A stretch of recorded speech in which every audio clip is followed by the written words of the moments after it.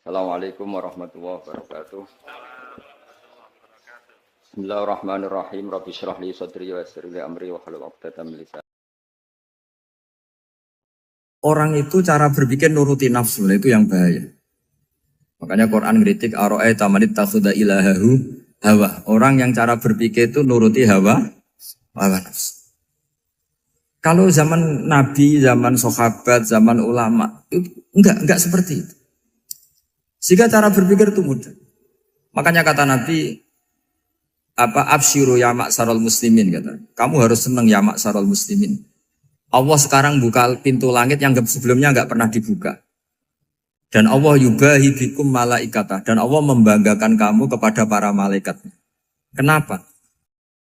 Umatnya Muhammad, umatnya Rasulullah Muhammad SAW, itu kalau sampean kepengen mati setiap saat itu baik, itu resepnya gampang kata Nabi.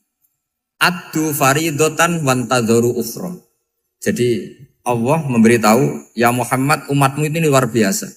Jadi misalnya tadi kita sholat subuh, ditanya, Bahak kamu sekarang ngapain? Nunggu sholat duhur ya. Setelah sholat duhur ditanya lagi nunggu apa asar. Sehingga faman kanat hijratuhu ila Allah wa rasulih fa hijratuhu ila Allah. Jadi kalau ya sudah ini tak ijazahkan. Kalau setelah sholat subuh nunggu apa? Duhur. Setelah duhur nunggu. Sehingga ketika kita mati itu statusnya penunggu sholat. Tapi kamu kan enggak miskin. Kenapa? Penunggu kaya. Nah, itu enggak masuk surga itu. Penunggu kemapanan. Berarti kan menunggu sesuatu yang seleranya nafsu. Beda kalau penunggu sholat. Berarti kamu di dunia menunggu ritual ibadah. Maka di antara ijazahnya Nabi apa? Addu faridotan wantadzoru ukhra. Melakukan satu fardu. Kemudian kita menunggu tugas berikutnya. Jadi niati saja setelah subuh nunggu apa? Duhur. Setelah duhur, meskipun kita di perapatan, apa? Nunggu asar. Ya. Tapi ya asar betul, jangan nunggu tok pas asar. Jadi sebetulnya umat ini gampang sekali. Jadi di antara kebanggaan Allah, yubahi itu Allah bangga dengan malaikatnya adalah umat ini adalah addu faridotan wantadzoru ukhra. Melakukan satu fardu, kemudian menunggu fardu yang lain. Dari mengkhidmati kampus, ingin mengkhidmati masyarakat. Dari satu masyarakat lokal Semarang menjadi sampai sekarang, sampai Banjarmasin, Unisula mau bikin kampus di sana, terus gitu. Dari satu tugas ke tugas yang lain. Makanya Islam diajarkan setelah satu tugas selesai, faida faruh tafan sok. Jadi sehingga hidup kita itu dinamis. Dari satu kebaikan menunggu kebaikan lain, dari satu kebaikan menunggu. Sehingga hidup kita ngapain? Nunggu satu kebaikan. Ini sudah masuk faman kanat hijratuhu ila Allah wa rasulih, fa hijratuhu ila Allah wa rasulih. Sehingga bayangkan kalau kita direkam Allah, Gusti kula ampun mati nak dereng sugih. Wis melarat puluhan tahun. Sakit, nunggu sesuatu sing sifatnya nafsu, kok pengen sugih. Sugih tok aja cukup. Tahu buruh wong sing tahu ngenyek ndekne lho, itu kan urung-urung wis dendam. Saya belum mau mati sebelum kaya dan buruhkan orang yang pernah melecehkan saya. Wis ngono akhirnya mati urung sugih. Berarti wis fakir matine hasud. Mau itu ngenes dunia akhirat kan kira-kira seperti itu. Kamu santai aja kalau fakir berarti meringankan hisab karena ada banyak harta. Yang mau dihisab papanya, tidak punya apa-apa. Jadi saya mohon sekali ya, Islam itu mengawal kebahagiaan. Sebab itu sampai bahagia itu menjadi perintah Islam. Qul bi fadlillah wa bi rahmati fa bidzalika falyafrahu. Karena dengan bahagia bitaat diharapkan orang Islam itu tidak bahagia atau cari kesenangan lewat jalur maksiat. Sehingga ciri utama wali apa? Ala inna awliya Allahi la khaufun alaihim walahum yahzan. Sehingga ulama dulu itu rileks-rileksnya. Termasuk yang saya ceritakan tadi, Imam Ahmad, Imam Syafi'i. Itu melihat apa saja rileks. Ya tadi kalau disenangi orang ya barokah, punya kawan kebaikan. Nak dineng ya barokah dineng di gedingi tonggo rada utang, ranjuk tulung gitu. Jadi rileks saja. Masyhur itu Imam Syafi'i ngendikan waman asaa ilaika faqat atlakoka. Orang yang berbuat buruk sama kamu, hakikatnya adalah membebaskan kamu. Atlako itu apa? Membebaskan. Enak gak jadi hidup gitu? Kalau kamu kan enggak, kok gedeng aku salahku apa? Malah kamu ujub tuh, orang kok gak tahu salahnya. Kamu jadi suami, istrinya ngomel, kurang apa saya sebagai suami? Ya kurang banyak, ndak ganteng, ndak kaya, ndak ini. Malah kalau diterangkan malah parah toh. Ya sudah rileks saja, kalau dia ngomel ya tadi, alhamdulillah dapat pahala tanpa apa? Biaya. Terus ngomel kan butuh energi, paling yang ndak kuat 3 jam. Nanti juga berhenti apa? Terus ambil nilai positifnya, misalnya ngomel sama suaminya, bagus lah. Kalau ngomel sama tetangga malah kayak apa gitu aja udah. Jadi ulama dulu itu gampang sekali melihat hidup. Rasulullah ya gitu, melihat hidup tuh gampang saja. Ketika tanya, ya Aisyah apa ada sarapan? Tidak ada ya Rasulullah, ya sudah saya tak puasa. Jadi enteng saja. Kadang-kadang beliau ingin puasa ya puasa sunat, ada sarapan nggak jadi puasa. Rileks. Nabi itu rileks. Kalau ngajari kebaikan juga rileks. Nah sekarang itu banyak orang yang karena mungkin kurang baca. Islam itu kayak menjadi aturan yang bengis, yang repot, yang mengekang. Itu ndak seperti itu. Yuridu wa bikumul yusra wala yuridu bikumul usra. Allah menghendaki agama ini mudah. Sehingga ada sahabat di Imami Mu'ad itu baca Baqarah. Sahabat ini pekerja petani. Mufarokoh ditinggal. Ketika Mu'ad lapor, ya Rasulullah ini ada orang munafik. Tengah-tengah sholat mufarokoh saya ditinggal. Yang disalahin itu tidak yang ninggal tapi Mu'ad. Afattanun anta ya Mu'ad. Kami itu tukang fitnah. Masa ngimami petani pakai surat Baqarah. Jadi yang disalahkan ini imamnya. Kalau kamu jadi imam, sholatnya ya yang cepat. Makanya terus banyak orang kecepatan karena tadi. Jadi Nabi itu enteng sekali. Jadi apa ya, Nabi itu beda dengan yang kita bayangkan beda. Nabi pernah ngaji di masjid, kemudian ada tetangga lewat pakai cangkul ke kebun. Semua sahabat gerutu. Ini orang tidak benar, ada Nabi ngaji ditinggal saja ke kebun, tidak ikut ngaji. Jawabannya Nabi tidak, itu bagus itu ikut sunnah saya. Kenapa ya Rasulullah? Dia kerja nyari halal. Dan untuk menghidupi keluarganya itu juga ajaran saya. Sehingga yang ngaji ya ajarannya Nabi, yang nggak ngaji karena kerja mencukupi keluarga juga ajarannya Nabi. Segampang ini. Oh, kalau kayaknya kamu kan, wes gak roh akhlak kan gitu. Nabi rileks saja Nabi. Sampai bisa lihat itu di bab Fadhailul Kasbi. Makanya ini penting sekali supaya orang itu berpikir Islam atau mendakwakan Islam itu berdasar sanad. Ya, yang muttasil yang pernah dilakukan Rasulullah SAW. Sesuatu yang dilarang Allah itu pasti mador. Maka untuk melarang seseorang bergantung sama narkoba misalnya atau hal-hal yang bahaya pada fisik, itu satu tentu bagi ahlullah, tentu karena takut Allah. Tapi banyak masyarakat yang memang benar-benar bisa meninggalkan narkoba karena efek buruknya ganja. Bahwa itu mengakibatkan sakau, mengakibatkan tidak sadarkan diri, mengakibatkan kebangkrutan ekonomi macam-macam. Sehingga mereka benar-benar benci sama yang namanya narkoba. Jadi di antara manhajul Quran itu kalau mentakbih, memburuk-burukkan maksiat itu mesti dikritik innahu kana fahisyah. Innahu kana fahisyata wa maqta wa sa'a sabila. Innahu kana fahisyata wa sa'a sabila. Diulang beberapa kali. Sehingga dibutuhkan kecakapan untuk menganggap satu hal yang buruk itu fahsyah, sesuatu yang enggak rasional, sesuatu yang tidak positif, sesuatu yang pasti berdampak negatif. Sehingga kalau misalnya tadi dibacakan oleh Qori, kuntum khaira ummatin ukhrijat linnasi ta'muruna bil ma'ruf wa tanhauna 'anil munkar. Untuk berhenti dari kemungkaran itu satu takbihun litil kal mungkar atau litil kal mungkarat, bahwa mungkarat itu kita cap, kita stigmasi bahwa itu buruk sekali.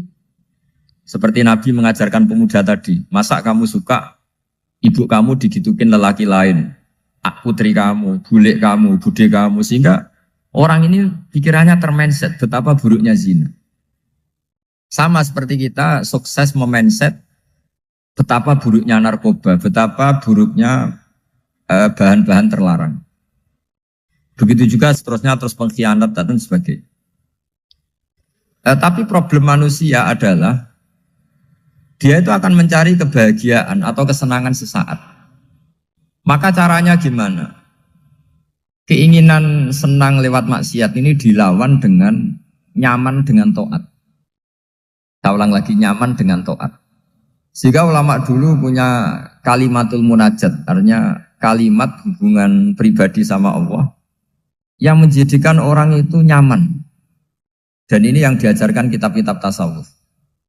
Kitab tasawuf itu sukses mengajarkan melihat alam raya ini semuanya nyaman, termasuk yang mengecewakan. Itu dianggap nyaman. Saya berkali-kali mengajarkan ilmu ini karena ini musalsal ila Rasulillah SAW. Itu pernah suatu saat Imam Ahmad itu dipanggil sama tetangganya, anak muda. Tentu Imam Ahmad ini orang yang sangat soleh, sangat waroi, sangat tunduk sama perintahnya Allah dan Rasul. Pemuda tadi manggil, ya Ahmad, datang ke rumah saya. Imam Ahmad datang. Setelah sampai ke pemuda tadi, sudah pulang lagi, saya tidak butuh kamu. Pulang lagi. Setelah sampai rumah dipanggil lagi, ya Ahmad, datang lagi. Datang lagi. Oh, saya tidak jadi butuh, pulang lagi. Sampai 3 kali. Dan itu perangai ekspresi Imam Ahmad itu, atau ulama lain yang sesoleh beliau, itu nyaman, indah. Beliau tetap senyum-senyum, nyaman. Beliau tidak tersinggung, tidak terprovokasi, pokoknya tidak tersinggung, kelihatan nyaman. Lama-lama pemuda ini terus tanya, ya Ahmad, kamu saya perlakukan seperti ini kok tidak tersinggung? Kamu senyum-senyum saja, happy-happy saja. Jawabnya Imam Ahmad itu unik. Wahai pemuda, saya kamu panggil itu senang sekali. Karena kata Nabi, kalau kamu iman dengan Allah dan Rasul, maka hormatilah tetangga. Jadi saya senang. Karena nuruti perintah Allah untuk menghormati tetangga. Jadi tidak ada urusannya dengan kamu. Kagetnya kayak apa? Jadi dipanggil tetangga ya senang karena melakukan perintahnya Allah dan Rasul, yaitu ikramul jar, fal yukrim jarum. Disuruh pulang, kamu ingin saya pulang, ya saya pulang. Disuruh datang, ya saya datang. Jadi saya tidak tersinggung, saya tidak ada urusan dengan kamu. Urusan saya dengan Allah Subhanahu wa Ta'ala. Itu kalau bapak-bapak istrinya ngomel terus sabar itu ya bagus. Saya tidak punya urusan. Kalau kamu terprovokasi oleh istri, berarti kamu didikte oleh makhluk. Masa seorang rektor didikte makhluk? Kan tidak keren. Apalagi seorang habib didikte makhluk, kan tidak keren. Yang bisa mendikte kita hanya Allah Subhanahu wa Ta'ala. Dan Allah mendikte kita, mengajarkan kita wa ashiruhunna bil ma'ruf fa in karihtuhunna fa'asa an takrahu shay'an wa yaj'alallahu fi khairan katsira. Jadi cara melihat istri kita bawel gitu atau cerewet, alhamdulillah ini ada pahala tanpa modal, cukup sabar. Kalau istri kamu sedang mesra, malah mintanya ke mall, malah biayanya tinggi. Murah mana dapat pahala dimarahin sama saat mesra minta ke mall? Milih yang pertama kan? Nah ya itu tidak usah modal ini. Ya gitu aja. Jadi kalau istri sedang marah, bawel, anggap saja ini rezeki. Dapat pahala tanpa apa? Biaya. Nah, kalau pas rukun malah nantang ke mall, biayanya malah tinggi. Jadi ulama dulu itu melihat dunia itu happy. Pernah Imam Syafi'i dikasih tahu, orang yang tadi nyium tangan kamu ya, itu di rumah menghujat Anda. Jadi dia sopan hanya di depan Anda, kalau di luar menghujat Anda. Jawabnya Imam Syafi'i lucu. Ya baguslah. Yang cerita ini kaget. Kenapa bagus ya Aba Abdillah? Kalau manggil Imam Syafi'i ya Aba Abdillah. Ya berarti saya masih wibawa, di depan saya tidak berani katanya. Jadi dipandang enteng saja. Jadi kalau kamu di depan kamu istri kamu tidak berani belanja, tidak ada kamu belanja banyak, anggap saja Anda wibawa. Jadi enteng saja. Pernah Imam Syafi'i dikasih tahu, separuh dari kampung Anda itu gak suka kamu. Ya baguslah. Kenapa? Oh nak rukun malah bakal utang katanya gitu. Kira-kira yang utang itu yang rukun apa yang neng-nengan? Yang rukun. Jadi enteng saja. Masyhur itu makalahnya Imam Syafi'i. Waman asa'a ilaika faqad atlaqaka. Orang yang berbuat buruk sama kamu berarti membebaskan kamu. Kalau saya sedang nenengan sama Habib Hasan Toha Putra, beliau naik Alphard gak nawarin saya sah karena baru nenengan. Tapi kalau sedang rukun malah harus repot mana? Rukun sama ndak rukun? Repot rukun sebetulnya. Jadi Imam Syafi'i itu happy saja. Kalau sedang rukun sama tetangga ya dianggap rukun itu satu kenikmatan. Sedang tidak rukun ya dianggap satu kenikmatan. Jadi orang dulu itu serilek itu melihat dunia. Kalau kita kan enggak, ego. Wah saya ini suami kok dimarahin istri. Wah ini egonya bangkit. Padahal egonya bangkit itu ada kebodohan di situ. Yaitu seorang rektor didikte seorang istri, seorang makhluk. Apalagi kalau Anda daftar wali itu tidak akan jadi wali.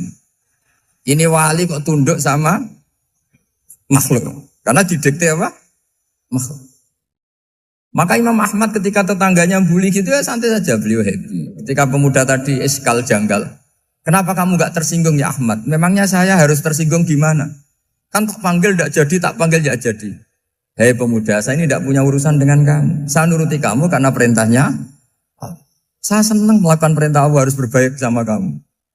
Sampai 3 kali. Ajarkan Muhammad atau katakan Muhammad pada umatmu. Sebaiknya atau seharusnya mereka hanya gembira dengan melihat fadlnya Allah dan rahmatnya Allah. Ini harus kita pahami mulai dari konstruksi yang paling pokok, yaitu akidah. 2 ahwal. Ahwal itu 1 perilaku sosial. 3 mutammimat, sesuatu yang tidak pokok, tapi kita butuhkan dalam mengawal hidup ini. Saya beri contoh, itu sampai maksiat, itu karena cari kesenangan. Misalnya baru penat itu, ingin seneng, ada orang yang macam-macam lah, ingin melihat maksiat, apa itu pornografi, apa nyabu, apa macam-macam. Itu sebetulnya agama punya konsep yang luar biasa, yaitu seharusnya seseorang itu gembira. Gembira dengan ketaatan. Lalu pertanyaannya caranya gembira gimana? Gembira itu mudah. Jadi misalnya kamu sujud sama Allah Subhanahu wa taala. Terus cara berpikir begini. Ini sekaligus ijazah. Cara berpikir begini. Ya Allah, ini kata Sayyidina Ali, kafani izzan an akuna laka abdan wa kafani fakhron an takuna li rabban. Ya Allah, betapa sialnya saya, andaikan saya jadi budak dari makhluk yang sama. Misalnya sampean itu seorang kiai atau rektor atau doktor atau orang terpelajar, kemudian kamu jadi budak atau hamba dari makhluk yang setara. Betapa hinanya saya. Maka kata Sayyidina Ali, ya Allah saya ini cukup bahagia, cukup bangga, karena jadi budak, jadi hamba, dari zat yang super atau yang maha super. Jadi kok Allah Subhanahu wa ta'ala. Sehingga ada kebahagiaan yang luar biasa karena menjadi hambanya Allah Subhanahu wa ta'ala. Setelah bangga dengan jadi hambanya Allah, maka kita akan malu. Malu misalnya kok saya bahagia itu nunggu melihat pornografi, melihat maksiat. Itu terus menjadi malu. Kenapa saya bisa didikte oleh hal-hal seremeh itu? Ya, kita malu karena didikte oleh hal-hal yang seremeh itu. Karena kita didikte oleh nafsu. Jadi, izzatun nafsi, satu harga diri seseorang itu harus dihidupkan untuk hanya tunduk kepada Allah Subhanahu wa ta'ala. Sehingga Nabi itu melatih satu logika tarkul ma'asi. Nabi itu dulu ketika ada seorang pemuda yang ya karena mungkin pemuda ya, dia itu mau masuk Islam, tapi uniknya kata pemuda tadi, saya masuk Islam tapi asal dibolehkan bebas zina. Jadi ini agak sableng gitu. Jadi mau masuk Islam syaratnya dibolehkan apa? Zina atau free sex gitu. Karena orangnya agak hiper. Itu Nabi tidak langsung mengancam dengan neraka enggak. Ketika mau pamit gitu semua sahabat melarang. Mah itu jangan, kamu jangan suan Nabi, itu permintaan yang nggak masuk akal. Setelah lama ditahan, terjadi kegaduhan di masjid, Nabi dengar, itu ada apa itu? Itu ada pemuda yang mau masuk Islam tapi yasta'dzinuhu fi zina. Tapi mereka minta izin Nabi untuk tetap boleh zina. Kata Nabi, pemuda itu suruh masuk, suruh menghadap saya. Ketika menghadap Nabi, saya ulang lagi ketika menghadap Nabi, Nabi mengajarinya itu luar biasa. Nabi tidak langsung mengancam dengan neraka atau dengan azab itu enggak. Tapi kata Nabi, atuhibbuhu li ummik. Kamu suka kalau ibu kamu itu jadi demenannya orang banyak. Oh enggak ya Nabi, yang demen ibu saya tak bacok kan. Karena ini ya agak preman, di mana-mana orang nakal agak preman. Terus atuhibbuhu li bintik. Kamu suka kalau putri kamu ya digitukan orang-orang. Oh ya enggak Nabi, yang gitukan putri saya tak bacok. Atuhibbuhu li kholatik. Kamu suka kalau bule kamu digitukan. Atuhibbuhu li ammatik. Kamu suka kalau saudara bapak kamu digitukan. Nabi itu mengeset ya. Cara sekarang itu otak mungkin. Nabi itu meluruskan otaknya anak muda itu. Betapa buruknya zina. Cara bahasa Arab ditakbih. Betapa buruknya zina. Kamu suka kalau korbannya ibu kamu, putri kamu, bude kamu, bule kamu. Sehingga orang itu matur ya hasbuka ya Rasulullah, ini sudah cukup. Saya tidak pernah melihat sesuatu seburuk zina. Jadi fa'al qawwa fi qalbihi bughdha zina. Kemudian Allah meletakkan di hatinya, menanamkan benci zina. Sehingga akhirnya pemuda tadi menjadi iffah, menjadi menghindari zina.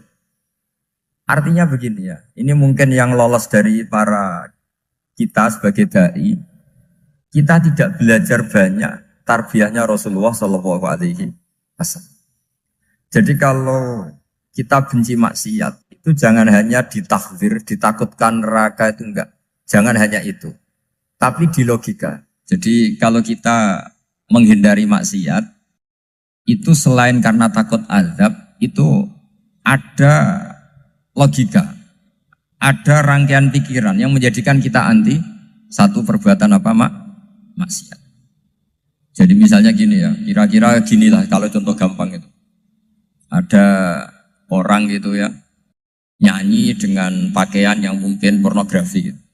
Mungkin pemuda-pemuda ingin melihat itu, tapi bisa diobati gini. Kok enak dekne mergawe kok tak bayar ya, aku kehilangan duit. Meskipun dengan logika yang agak serampangan, yang penting menjadi kita ini punya harga diri untuk tidak tergantung hal-hal seperti itu.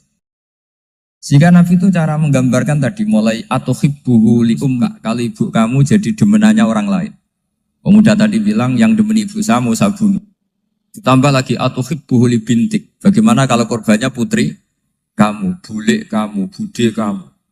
Sehingga terus si pemuda tadi betapa buruknya zina. Betapa murahnya zina.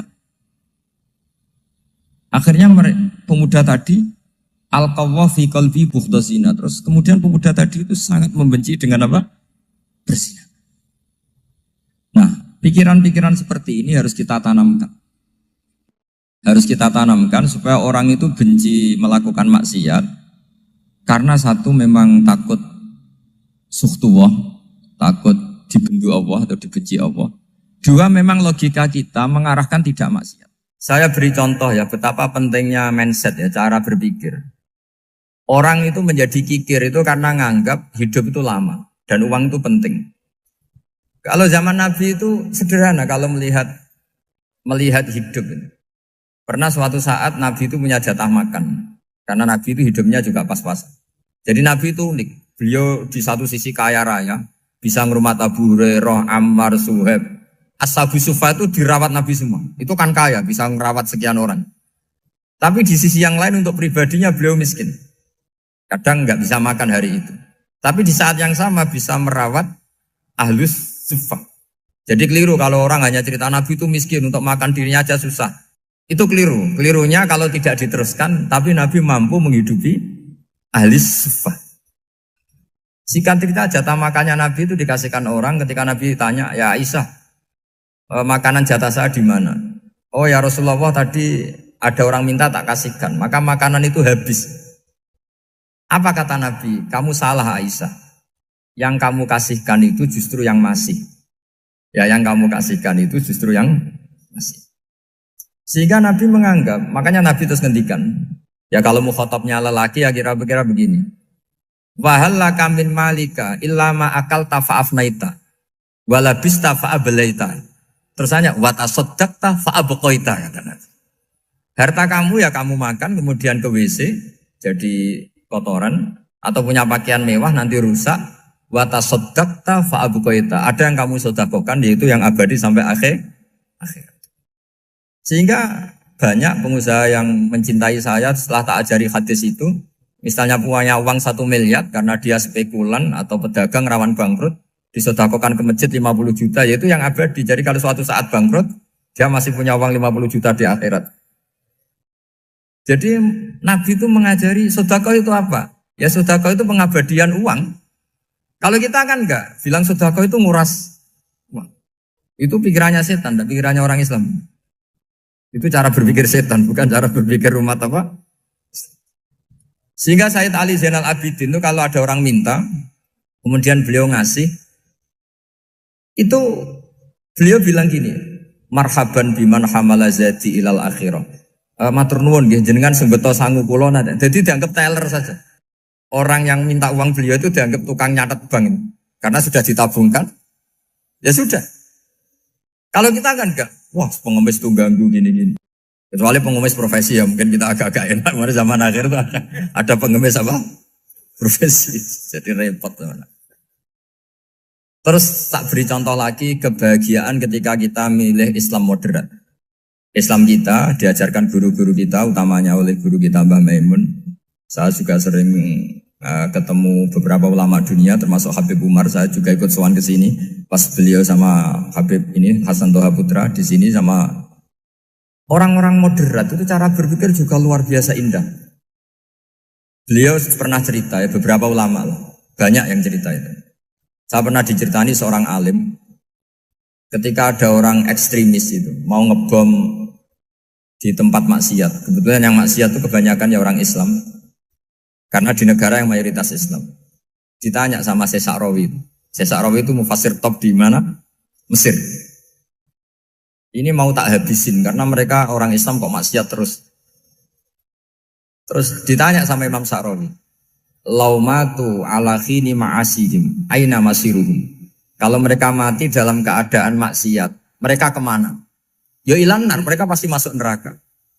Terus ditanya sama Imam Sa'rawi, wahal masiruhum ilanar muradun nabi amla. Punya umat maksiat kemudian mati masuk neraka, itu yang diinginkan Nabi apa enggak? Ya tidak aja. Ya sudah, enggak usah dibom, ditunggu tobatnya kata-kata.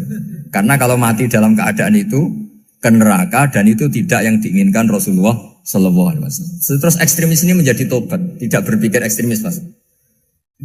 Jadi orang itu harus berpikir mindset yang baik. Meskipun kadang berpikir baik itu ya agak-agak kacau. Ada seorang wali majdub itu kalau berdoa agak kacau, tapi nggak bisa dibantah. Masyhur itu doa itu. Ini sekaligus ijazah, tapi kalau sebelum wali nggak boleh.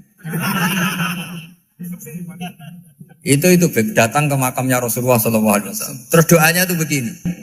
Ya Allah, sekarang terserah engkau.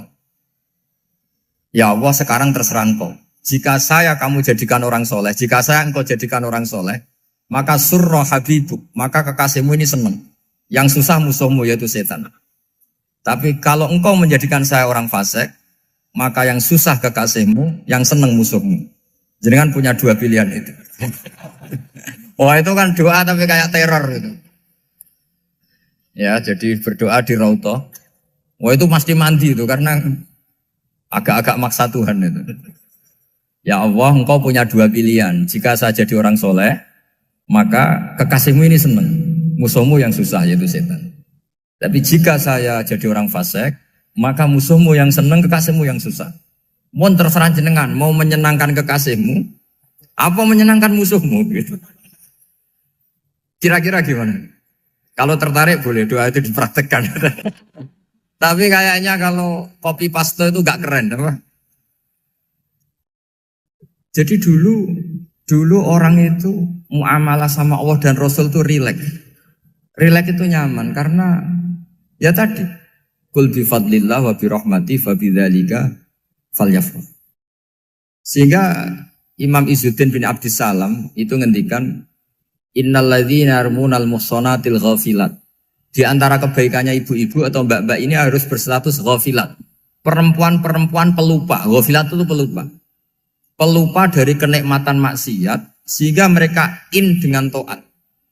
Misalnya ada ibu-ibu atau mbak-mbak atau juga bapak-bapak tahajud, kemudian nyaman dengan tahajud itu.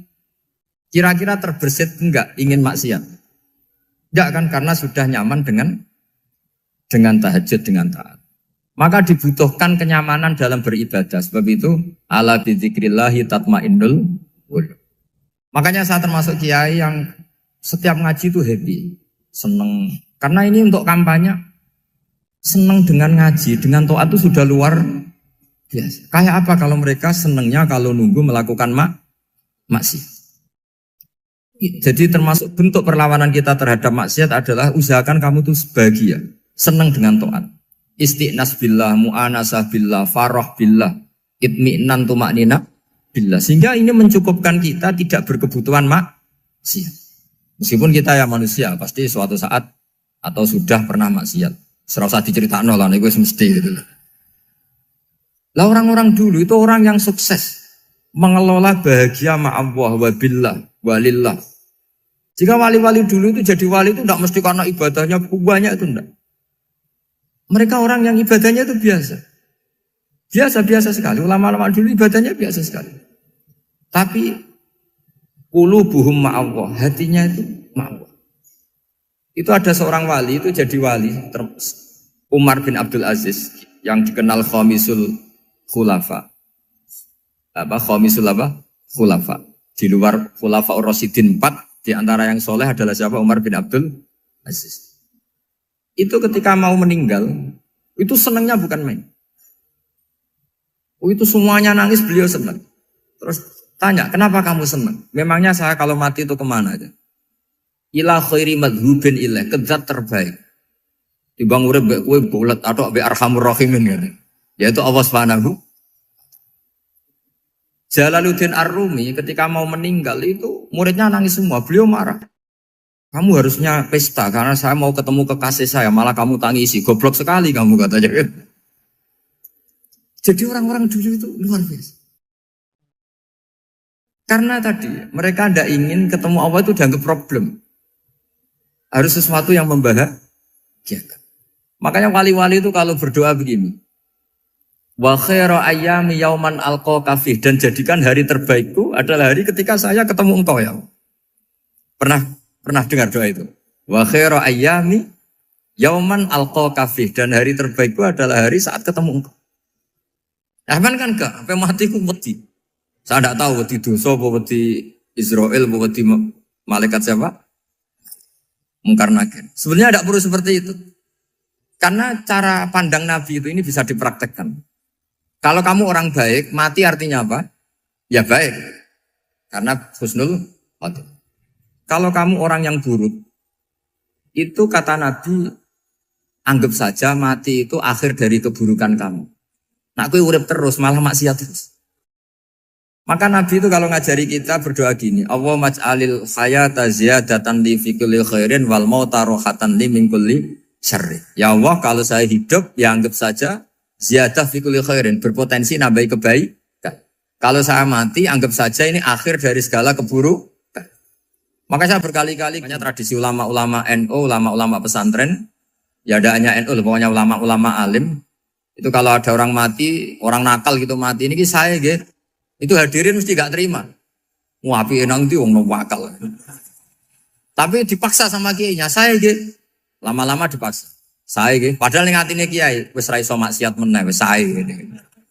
Karena dengan mati berarti saya sudah tidak bisa maksiat lagi. Jadi Nabi melihat hidup dan mati itu segampang itu. Kalau al-hayata ziyadatan li fi kulli khairin wal mauta rohatan li min kulli syarr. Coba kita ke depan itu kan ada potensi zina, potensi korupsi, potensi maksiat. Yang bisa menghentikan potensi itu apa coba? Mati ya, udah pintar ya. Sudah maju berarti. Berani mati? Berani. Tapi jangan di sini ngel-ngelo panitia. Artinya yang selama ini kita risau dengan kematian, dengan apa? Nabi ngajari kita tadi. Allah maj'alil hayata ziyadatan li fi kulli khairin wal mauta rohatan li min kulli syarr. Ya Allah, jadikan hidup ini sebagai bekal menambah kebaikan.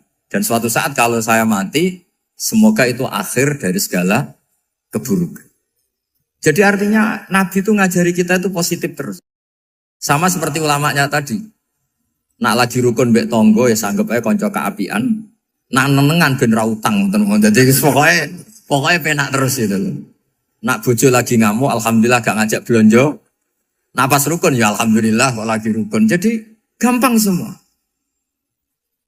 Makanya ada seorang alim itu ngendikan begini, ada yang tanya. Saya tuh dulu ketika kaya, teman saya sering main ke saya. Setelah saya miskin gak ada teman-teman yang ke saya. Dikira si Habib ini kebetulan orangnya Habib itu mendukung keluhan dia. Ternyata enggak. Si orang alim itu bilang gini, malah bagus toh gitu. Kowe wis melarat buruhe wong. Ya sudah kamu miskin buruhnya orang lain. Misalnya tukang manol di pasar atau tukang becak. Kemudian teman-teman kamu datang, malah kamu malu tuh jadi tontonan. Bagus kalau mereka lupa, pas kamu miskin tidak ada yang lihat katanya. Jadi apa ya, dianggap enteng saja gitu. Akhirnya orang ini gak jadi ngeluh. Selama ini kan kita ngeluh ya, ketika miskin teman-teman gak datang. Coba kalau mereka datang pas kamu buruh bikin foto di orang lain. Mantan bos buruh, malu gak? Milih datang apa enggak? Enggak lah, sudah bener itu.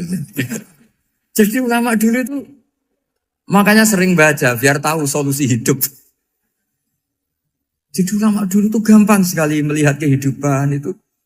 Gampang sekali, indah, gampang. Kebahagiaan ini pula yang harus kita latih dalam melakukan ketaatan. Tapi memang obsesi saya terbesar atau cita-cita saya terbesar memang setiap ngaji saya ingin orang mukmin semuanya itu bahagia. Dengan bahagia itu mereka tidak neko-neko ingin mencari kebahagiaan lewat jalur apa maksiat. Sehingga dalam konstitusi ulama yang ditulis di kitab-kitab usul fikih, dan itu kitab yang saya kaji, selalu saya kaji, itu membela-bela sesuatu yang mubah itu sampai luar biasa. Karena melihat mubah itu, misalnya Anda tidur itu berstatus mubah. Anda bermain catur berstatus mubah. Anda rileks sama teman jagongan semalam dengan teman rektor atau dosen atau yayasan itu, melihatnya bukan mubah, tapi tarkul maksiyah.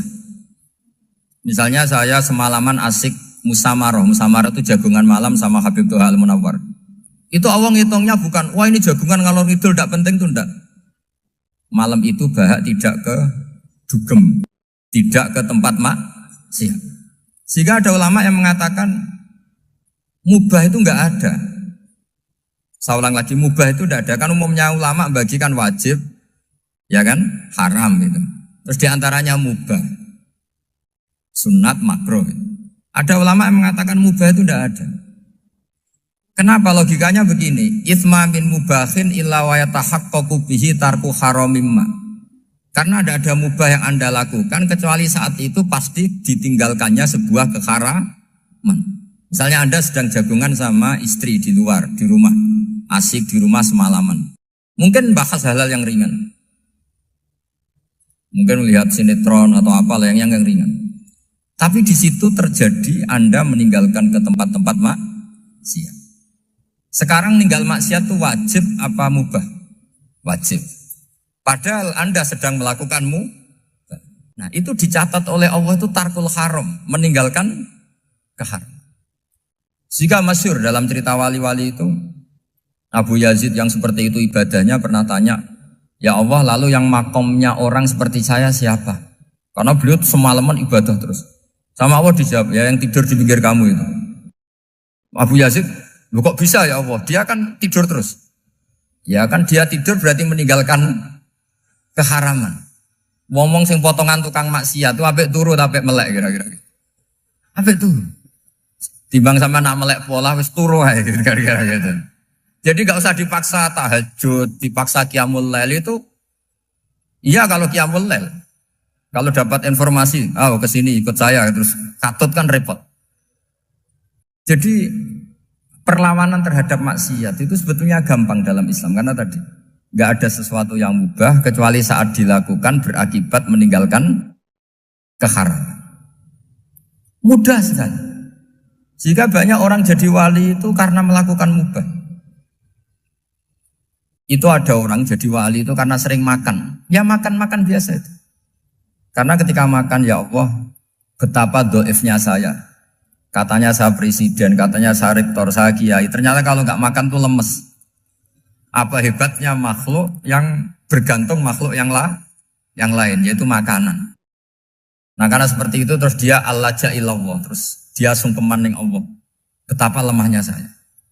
Sebab itu ketika Quran mengkritik dan dengan tanda kutip kemungkinan Tuhannya Isa bin Maryam, itu ngeritiknya sederhana Quran itu.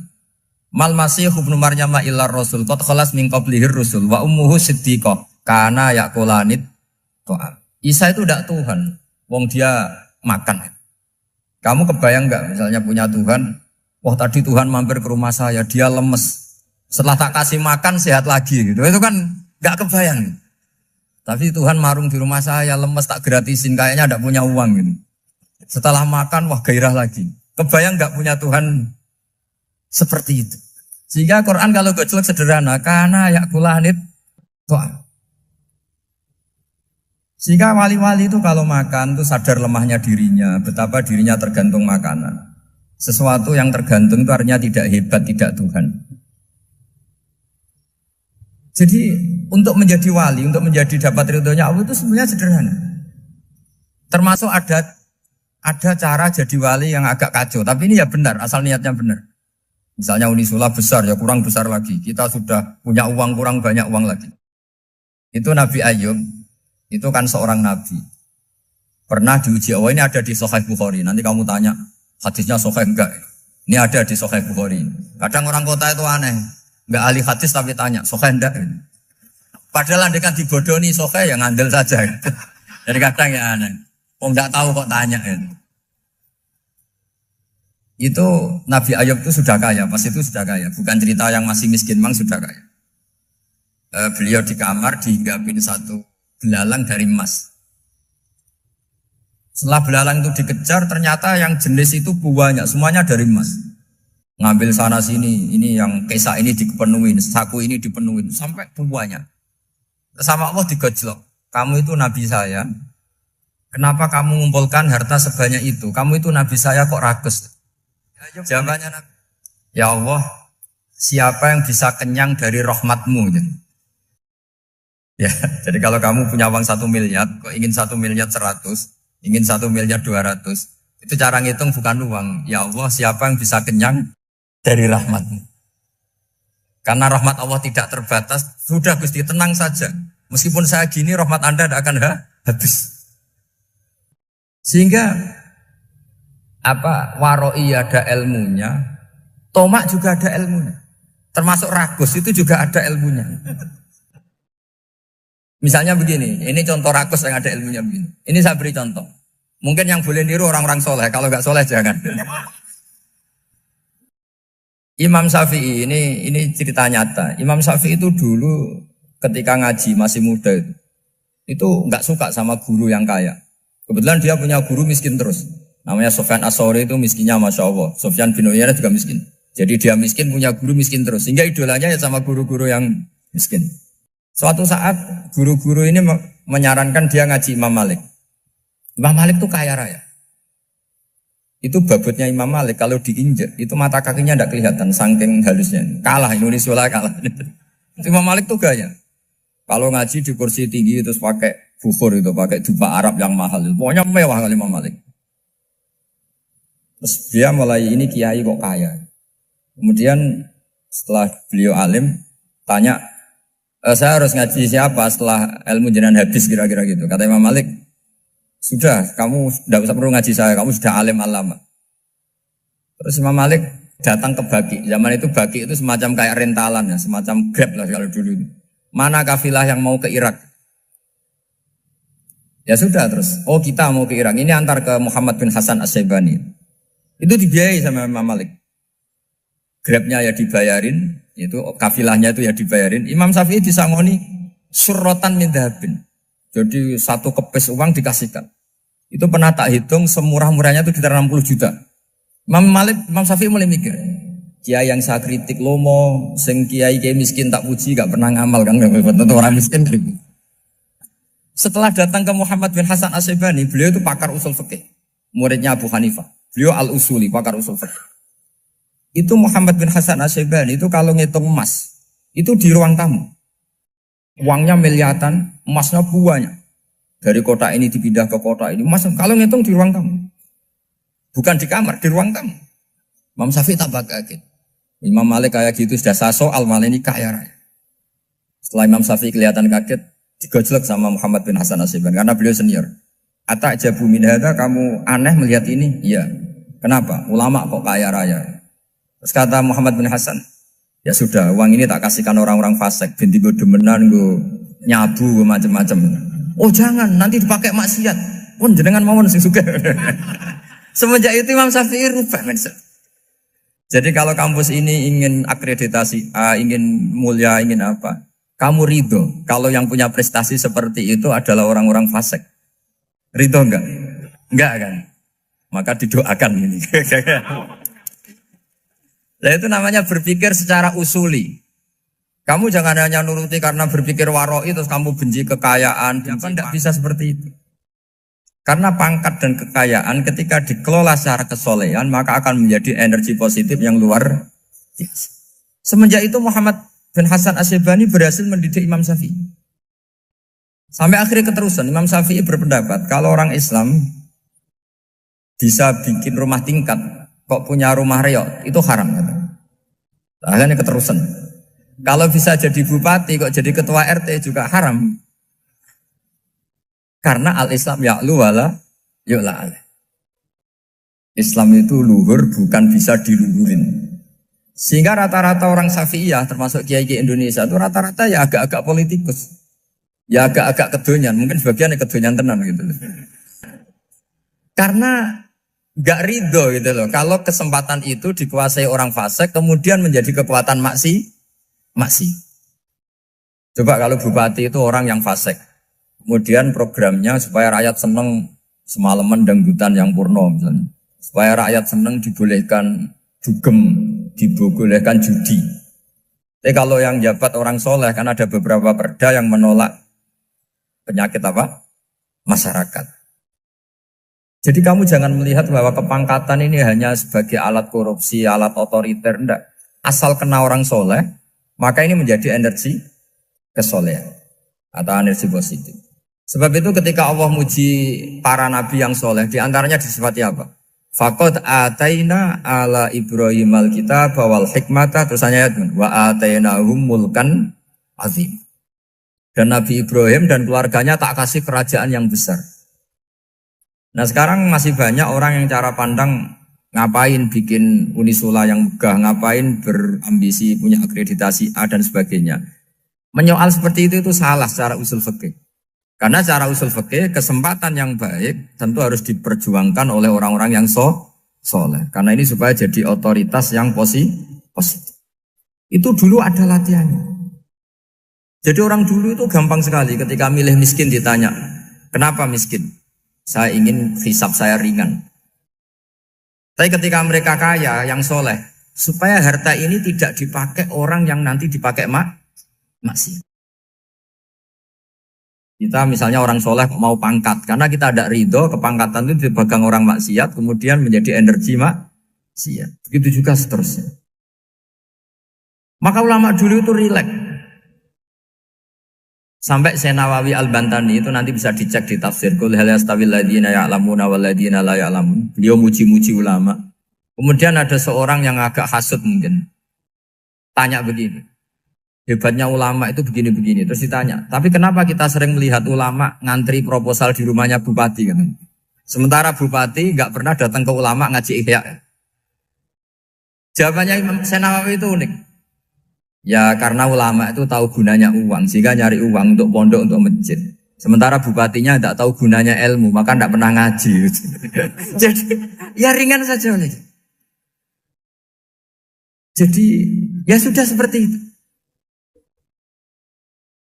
Jadi kalau ada ulama kedonyan, anggap saja karena tahu gunanya uang. Jadi kenapa ulama ngantri di kabupaten, bukan bupati ngantri di ulama? Jawabannya karena ulama tahu gunanya. Wah, sementara bupatinya nggak tahu gunanya ilmu. Kira-kira gitu lah. Ada ustadz tidak ganteng, kesensem rondo cantik, karena tahu gunanya ustadz itu. Artinya tahu gunanya kalau saya nikah nanti punya anak jadi gus, kan dia kiai gitu. Tapi rondonya raro gunanya dia karena miskin gitu. Jadi ulama dulu itu rileks. Rileks, menafsirkan apa saja itu rileks, termasuk saat terpojok.